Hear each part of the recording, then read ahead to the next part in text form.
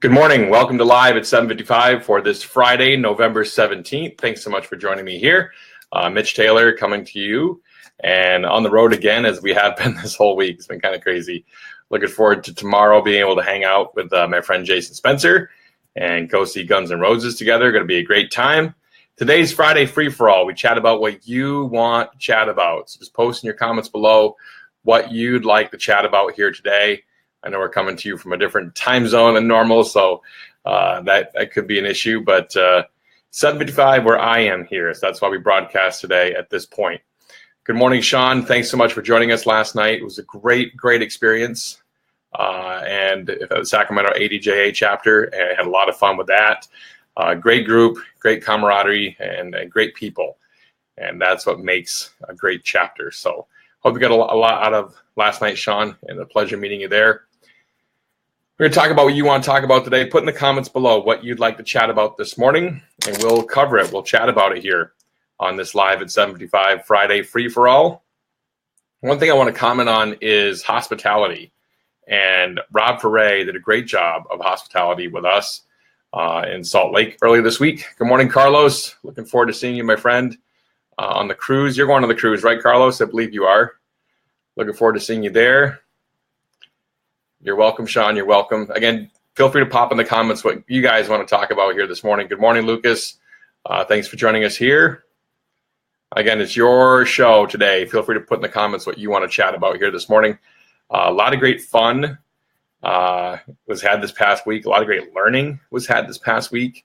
I got to meet Jason Hewlett, an amazing entertainer, and just phenomenal at what he delivered for content, not just entertaining, but actual content, which I'm looking forward to get back in to my business with Tailored Sales and dive into. Handling price objections, Sean says. I want to chat about handling price objections. Looking forward to seeing your wife and kids too, Carlos. Good morning, Jeffrey Sandler.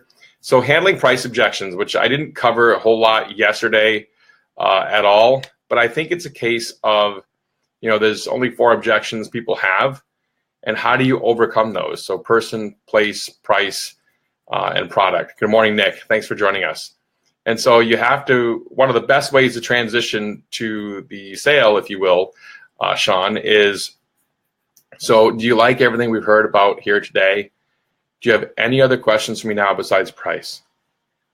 Because if they like what they've heard, then, and nothing else is an objection, they like everything we've heard and they're good to go as long as the price is right, then, the only object is price at that point. So handling a price objection to that point would be, have you built enough value to overcome that price objection? What were they thinking? The key is to keep the conversation going.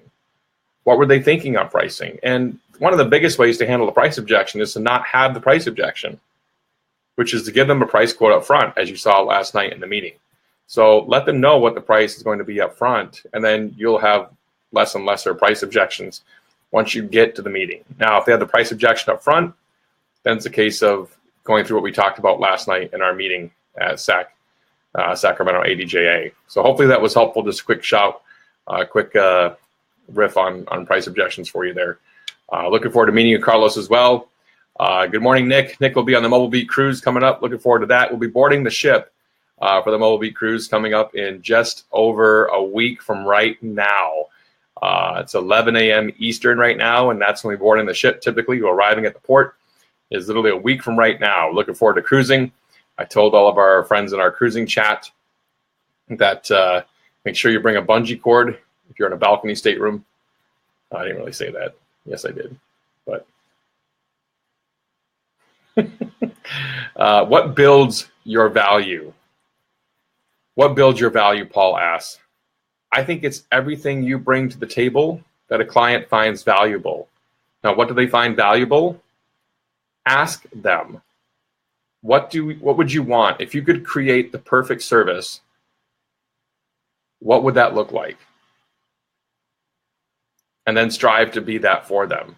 So survey your past clients. That's how you build value to me, Paul, is survey your past clients.